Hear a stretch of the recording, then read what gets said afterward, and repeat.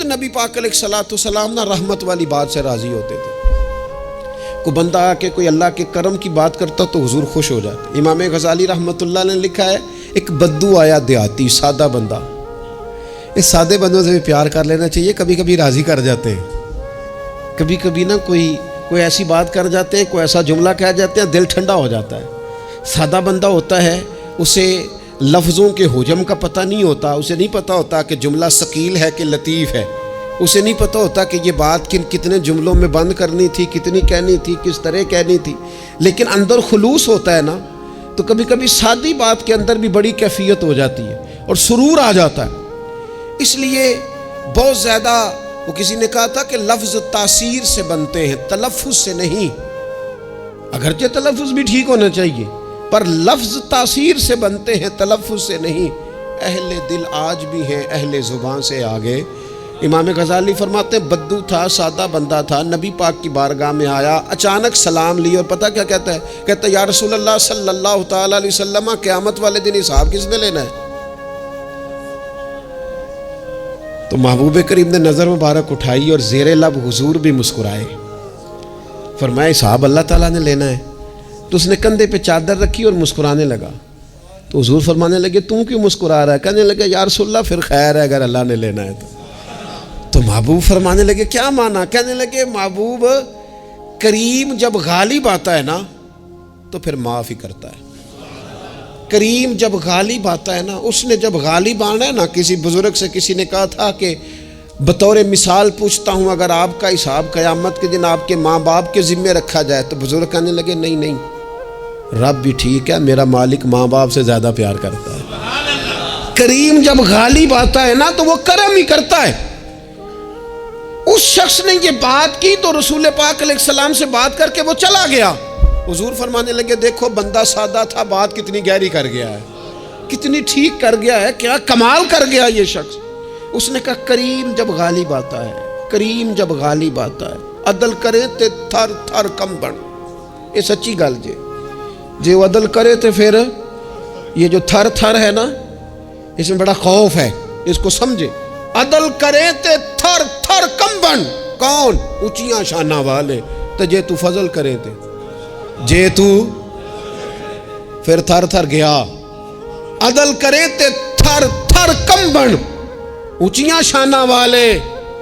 تو جے تو فضل کرے تے پھر بخشے جامن میرے جے منہ کالے. پھر تو کرم ہو جائے, پھر تو فضل ہو جائے, پھر تو عطا ہو جائے.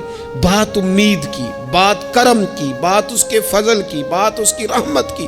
میرے رسول پاک علیہ السلام فرماتے ہیں قیامت والے دن اللہ تعالیٰ بندے پر اپنی رحمت کی چادر ڈالے گا جو اس کی شان کے لائق ہے. ماں نہیں بات کرتی کبھی بیٹے کو گود میں چھپا کے, چھوٹے بچے کو. کہا اللہ تعالیٰ بندے بلا مثال و بلا تشبیہ, صرف سمجھانے کے لیے عرض کر جو اللہ کی شان کے لائق, چادر ڈال کے نا اللہ بندے پہ چادر. بندے تو بات کرتے ہیں تو اعلانیہ کرتے ہیں, تو رب چادر ڈال کے نا کرم کی تو پوچھے گا فلانا گناہ کیا تھا, اللہ میں بھول گیا, ہو گئی غلطی. اے فلانا بھی کیا تھا, مالک بھول جو گیا تھا, ہو گئی نہ کوتاہی. بندہ جو ہو بھول گیا تھا, نفس غالب آ گیا تھا, اور یہ بھی کی تھی, اللہ میں بھول گیا تھا. رب کریم فرمائے گا گناہ گنوا لیے, اعتراف کرا لیا. اب اللہ فرمائے گا جا میں نے تیرے سارے معاف کیے. بہت سارے لوگ ایک بات کرتے ہیں کہ عادتیں نہیں بدلی جاتی. یار کوشش کرتا ہوں لیکن میری عادت نہیں تبدیل ہوتی. میں آپ کو ایک رائے دینے لگا ہوں, مشورہ دینے لگا ہوں. میں آپ سے یہ عرض کرنے لگا ہوں کہ موقع آیا ہے رمضان شریف کا. رمضان میں نا بندہ روٹین میں اپنی عادتیں بدلتا ہے. کسی کو سویرے 7 بجے کھانے کی عادت ہے, کسی کو 9 بجے کھانے کی عادت ہے, کوئی صبح ناشتہ نہیں کرتا, دوپہر میں ہی کھاتا ہے. لیکن رمضان آیا تو عادت بدل گئی. 7 بجے والا بھی نہیں کھا رہا, 9 بجے والا بھی نہیں کھا رہا, دوپہر والا بھی نہیں کھا رہا, سارے سحری میں کھا رہے ہیں. عادت بدل گئی, بالکل طبیعت بدل گئی, روٹین چینج ہو گئی. کوئی اٹھ رہا تھا صبح فجر میں, اللہ کی توفیق سے اللہ تعالیٰ معاف فرمائے تو کچھ ایسے بھی تھے جو 9-10 بجے اٹھ رہے تھے, کچھ الحمدللہ فجر پڑھ کے چلو کسی وجہ سے پھر سو گئے, 10-11 بجے اٹھ رہے تھے, روٹین بدلی ہوئی تھی. رمضان آیا تو بدل گئی، سارے سحری میں اٹھ رہے ہیں، تہجد کے وقت سب کی آنکھ کھل رہی ہے، بالکل روٹین بدل گئی، حالات بدل گئے، معاملات تبدیل ہو گئے، اوقات تبدیل ہو گئے، دفاتر کے ٹائم تبدیل ہوئے، اسکولوں کے نظام تبدیل ہوئے، مدارس کے اوقات تبدیل ہوئے، ہر چیز کے اندر تبدیلی آئی۔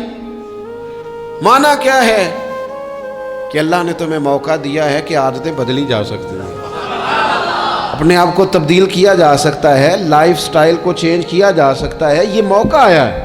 ایک مہینہ ہے پورا، 2-3 دن 4 دن آپ کی روٹین بگڑ جائے نا سونے کی، یعنی روٹین سے ہٹ کے آپ سونا جاگنا شروع کر دیں تو پھر وہی روٹین بن جاتی ہے، پھر اسی ترتیب سے انسان سارے کام کرتا ہے۔ تو رمضان میں روٹین چینج ہوگی، سارے تہجد میں اور سحری میں اٹھیں گے، تو اللہ کرے نا یہ روٹین قائم رہے۔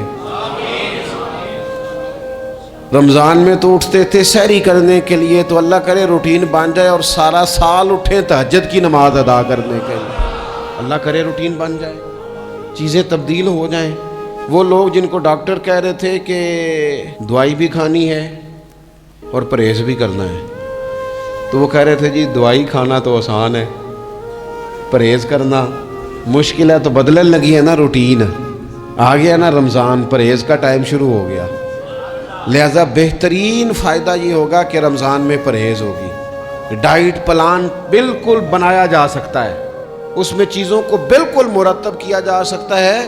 تو رمضان شریف کے آنے سے پہلے ذہنی طور پر اپنی عادات کی تبدیلی کا پروگرام بنائیں، عادتیں بدل جایا کرتی ہیں۔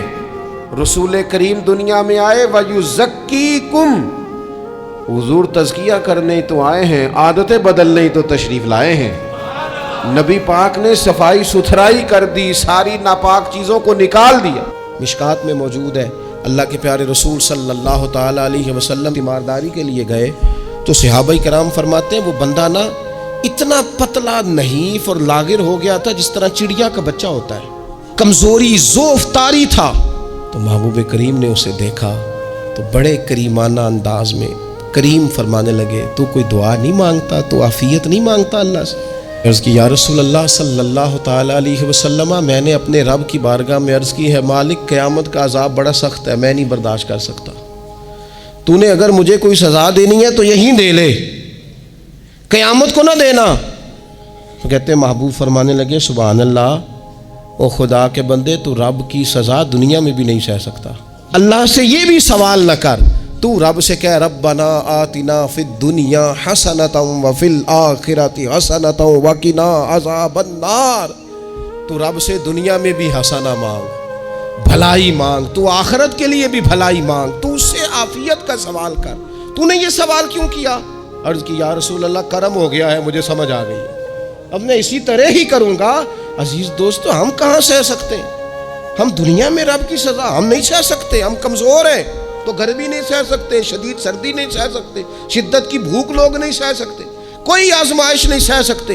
وہ جو لوگ بعض اوقات کہہ دیتے ہیں نا جی فلاں چیز ہمارے اعمال کا نتیجہ ہے، تو میں کیا کرتا ہوں، نہ کو یار، ہم تو یہ بھی نہیں سہ سکتے، ہم کہاں برداشت کر سکتے ہیں، ہمیں تو وہ معاف ہی فرمائے، ہم حساب والے ہے ہی نہیں، ہم تو صرف معافی والے ہیں۔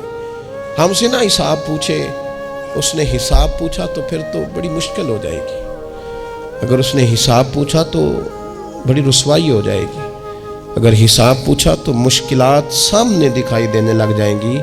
ہم سے تو وہ درگزر والا معاملہ کرے، ہم سے تو وہ کہے جا میں نے محبوب کے صدقے تجھے معاف کیا، جا تیرے لیے رحمت اور بخشش والا فیصلہ کیا۔ پتہ ہے بندہ نیک کون ہوتا ہے؟ جس کی تنہائی نیک ہوتی ہے، جو اکیلے میں نیک ہوتا ہے، تنہائی جس کی پاک صاف ہوتی ہے، اصل میں وہ بندہ نیک ہوتا ہے۔ ہمارے ہاں نا بالخصوص نوجوان نسل سے کہوں گا، تمہارے پاس سہولت آئی ہے موبائل کی، تمہارے پاس سہولت آئی ہے انٹرنیٹ کی، لیکن دیکھنا اس کی وجہ سے کہیں تمہاری تنہائی ناپاک نہ ہو جائے، دیکھنا اس کی وجہ سے کہیں تمہارا وہ اکیلے میں جو تمہارا رب رسول سے رشتہ جڑنا چاہیے تھا، سجدے کا نور ہونا چاہیے تھا، اچھی منصوبہ بندی کرنی چاہیے تھی، وہ میلا کچیلا نہ ہو جائے۔ تنہائی جس بندے کی پاک ہوتی ہے وہ نیک ہوتا ہے۔ محفل میں تو ساری اچھی اچھی باتیں کرتے ہیں، محفل میں تو سارے لوگ ہی نیک ہوتے ہیں۔ یہ صحیح بخاری میں حدیث ہے، نبی اکرم صلی اللہ تعالیٰ علیہ وسلم نے فرمایا میں اپنی امت کے کچھ ایسے لوگوں کو جانتا ہوں جو قیامت کے دن تہامہ پہاڑ کے برابر نیکیاں لے کے آئیں گے۔ تہامہ پہاڑ تھا ایک بڑا سفید رنگ کا، اس پہاڑ کے برابر وہ نیکیاں لے کے آئیں گے، لیکن فرمایا اللہ تعالیٰ ان کی نیکیوں کو ہوا میں اڑا دے گا۔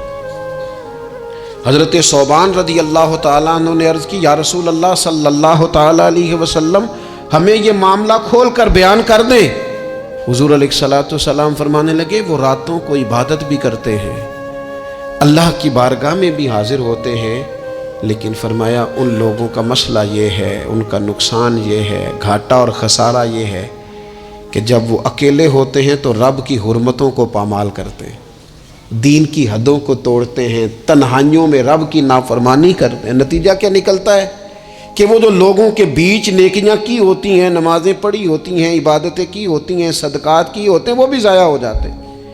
اگر یہ لوگ اپنی تنہائی پاک کر لیں تو ان کی باقی ساری عبادتیں بھی محفوظ ہو جائیں گی۔ اپنی تنہائی پر توجہ دیں، اپنی بالخصوص نوجوانوں، میری آپ سے بڑی درد مندانہ اپیل ہے، اپنی تنہائی میں نا رب کی بارگاہ میں حاضر ہو، اچھے ارادے کرو، اچھی منصوبہ بندی کرو، لمبی دعائیں مانگو۔ اکیلے جب ہو تو پھر نہ وضو کر